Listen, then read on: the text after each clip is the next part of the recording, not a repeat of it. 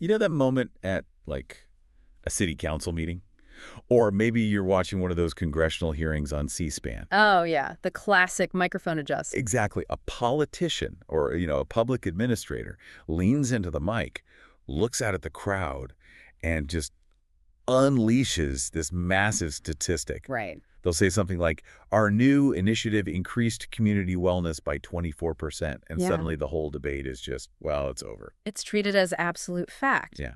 It's treated like gravity. Huh. It's a number, so it simply must be objective truth. Well, that calculator illusion shatters the second you actually interact with a government agency. Which is exactly why we are pulling apart this huge stack of sources today. Welcome to the deep dive, by the way. Glad to be here. We've got a really interesting mix today. We are looking at academic papers on public administration, some actual government training modules, and policy society reviews. It's a pretty dense stack. It is, yeah. But our mission today is unpacking exactly how governments use data to make decisions, how they allocate their resources, and ultimately how they measure their own performance. Which affects everyone. Exactly.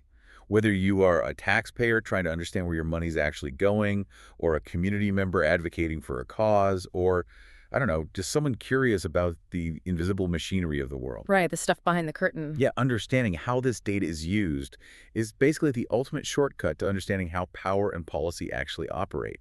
What's fascinating here is a specific quote in our sources from the statistician W. Edwards Deming. Oh, I love this quote. So good. He said, "In God we trust, all others must bring data." It's quite the hike drop. It really is. And, it implies this pristine scientific method. Like, we assume government decisions are purely rational and mathematical, but these sources reveal a much messier, highly human process behind every single number.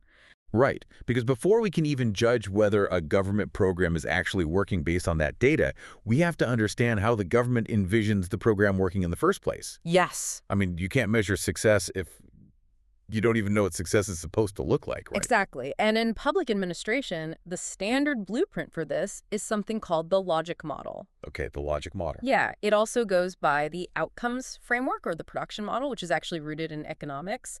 But fundamentally, a logic model is just a conceptual framework mapping out a causal chain. A causal chain. So A leads to B leads to C. Precisely. It visually connects what a government puts into a program with the societal results they expect to get out of it. Okay, let's make this concrete for everyone listening.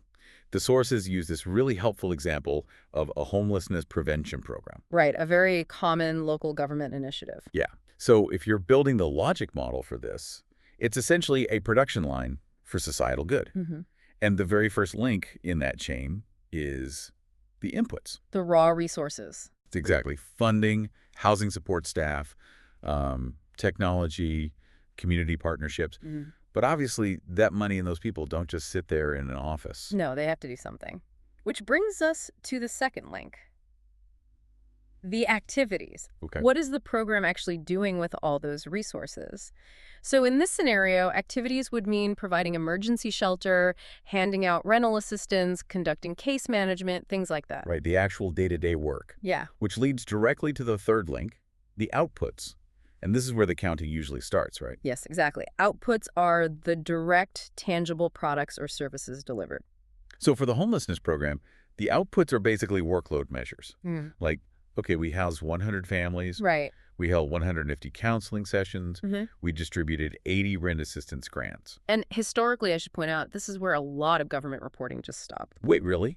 Just at the outputs? Oh, absolutely. An agency would say, hey, we held 150 counseling sessions, therefore we did a good job. Give us our budget for next year. Wow. Okay, but holding a session doesn't mean it actually helped anyone. Exactly. And that is why the logic model pushes further into the fourth link, which is outcomes. Outcomes, okay. Yes. Outcomes represent the actual changes or benefits that occur because of those outputs. So you housed 100 families.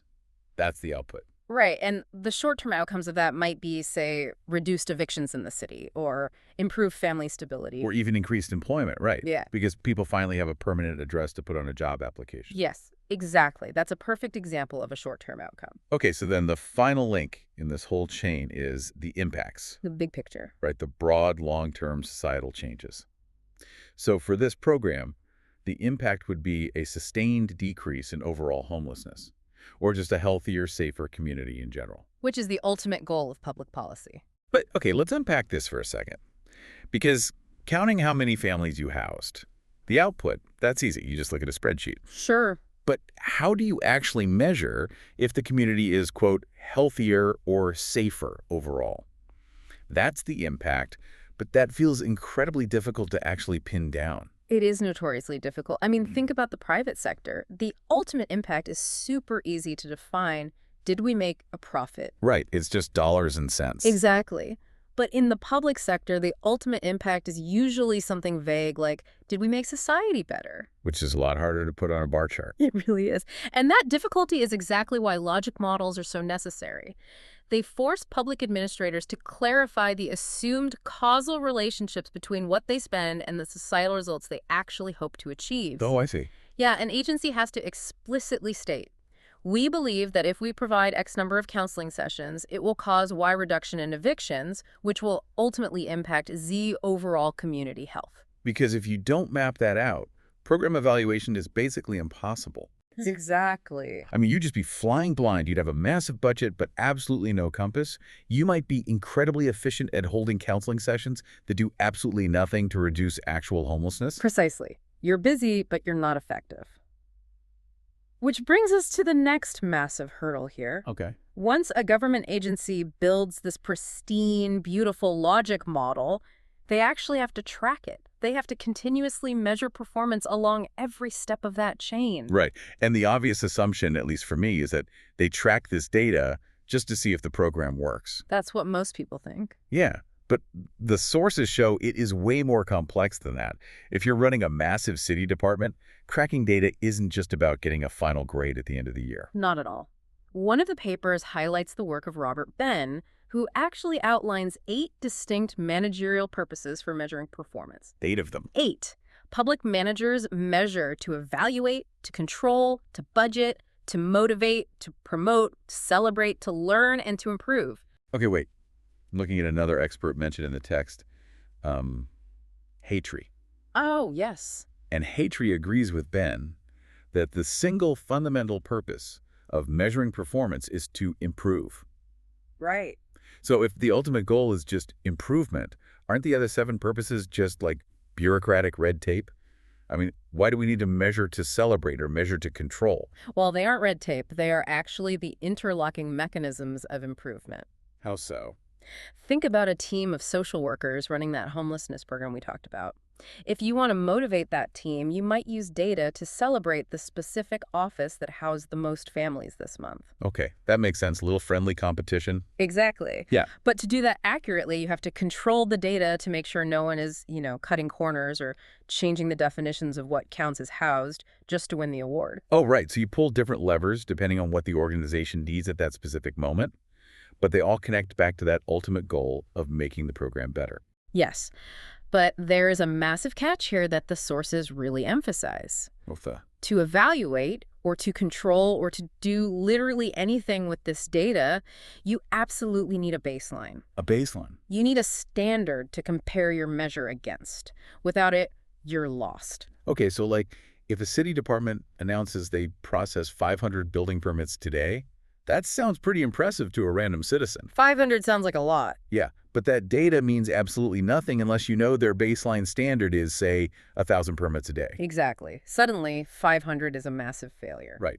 Or, conversely, maybe the baseline is only 50 a day, making 500 a monumental success. Without a baseline, you cannot evaluate performance. A number in isolation is just trivia. That is such a good point. But okay, if we need all these baselines and continuous tracking to prevent manipulation, what happens when we take these clean, theoretical frameworks, Yeah. the perfect logic models, the clear baselines, the noble 8 purposes, and drop them into the real, messy world of actual government? Well, if we connect this to the bigger picture, it means we have to confront the tension between a rational technical view of government and a realistic political view. Okay, tell me more about that. The sources make this crucial distinction between evidence-based decisions and evidence-informed practices. Right, I saw that. So an evidence-based decision is purely research-driven. It assumes goals are perfectly clear, the cause and effect is simple, and the data is completely value-free.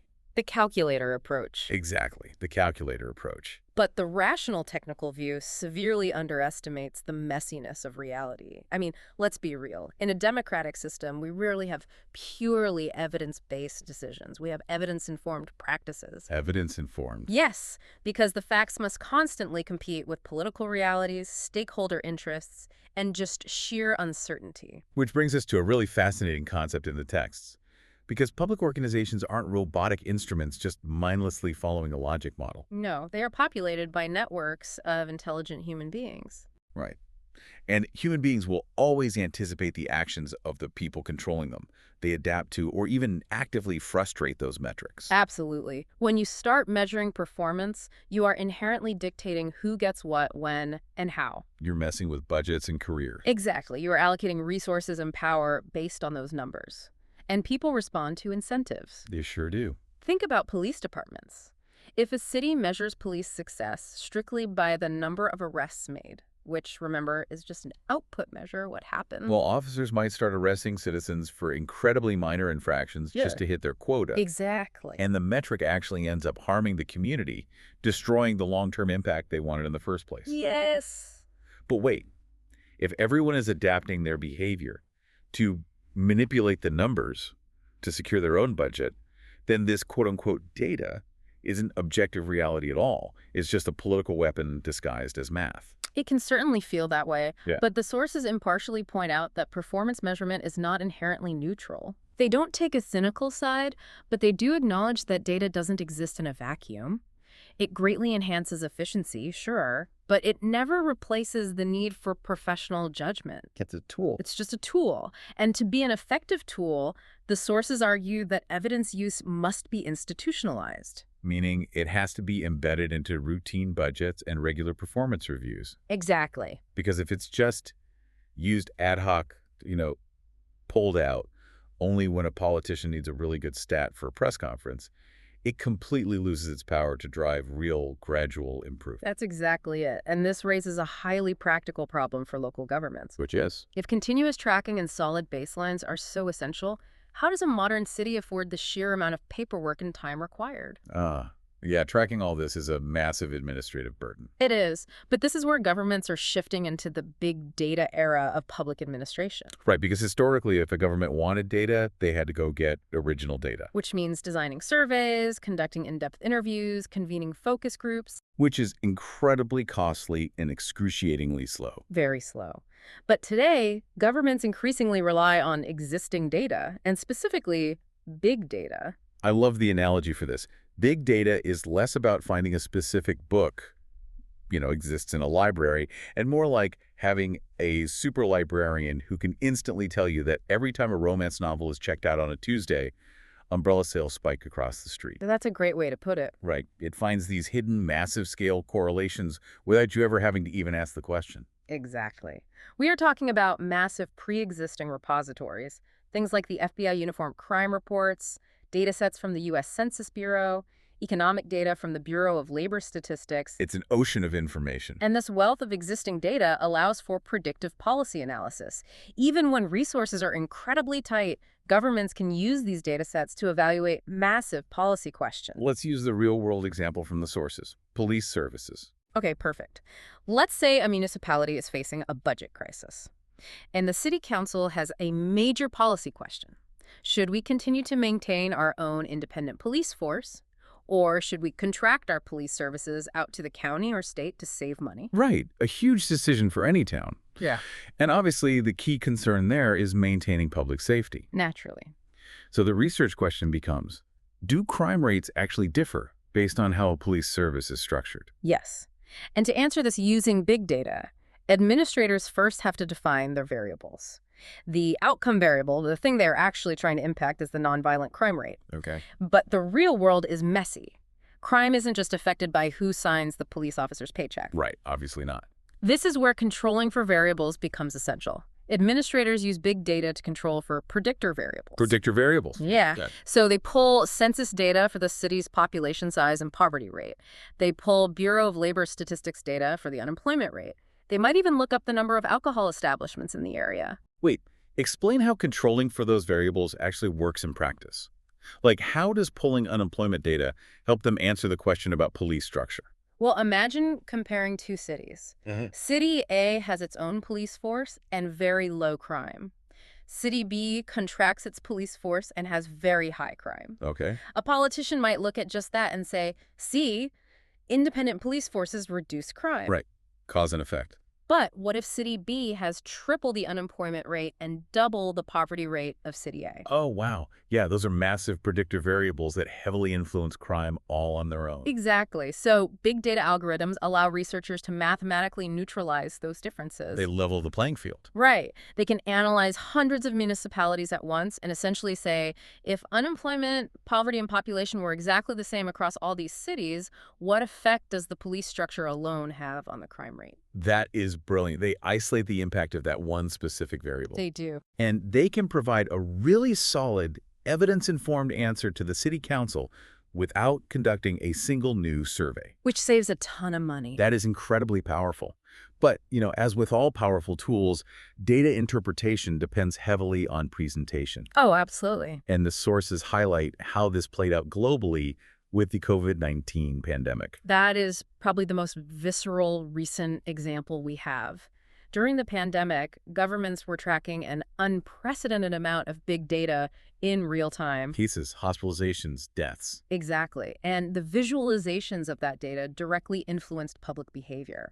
But there were immense measurement challenges and some seriously misleading graphs. Yeah, the sources point out the difference between daily case data and cumulative case data. This was a huge issue. If a news station or a government agency shows a graph of cumulative cases, that line will always go up. It literally never goes down because you are just adding today's numbers to yesterday's total. Right, which creates a visual narrative of constant escalating crisis. But if you look at a graph of daily case trends, you might see that new cases are actually dropping rapidly.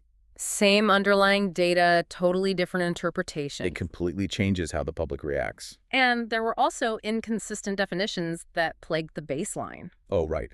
The sources mentioned the specific challenge of counting hospitalizations. Were governments counting patients who were hospitalized because of COVID?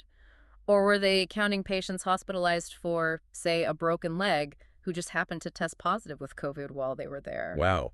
Yeah, if the baseline definition of a hospitalization shifts from state to state or even week to week, the data becomes incredibly difficult to use for actual improvement. It just becomes noise. Noise, exactly. The data is ultimately only as good as the definitions we agree upon and the logic models we build to actually understand it. Well said.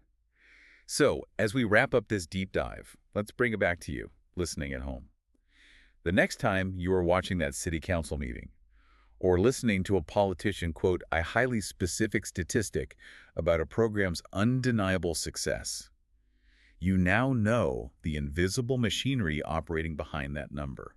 You know what to look for. Exactly. Yeah. To mentally look for the logic model. What were the inputs, and did they actually prove that their activities caused that societal impact? And to question the baseline, what are they comparing this new number to? Right. And perhaps most importantly, to recognize the actual purpose behind the measurement. Are they sharing this data to evaluate, to motivate, or to play the realistic political game of who gets what, when, and how? Which raises an important final question for you to consider today. Lay it on us. We've established that performance measurement ultimately relies on human interpretation, right?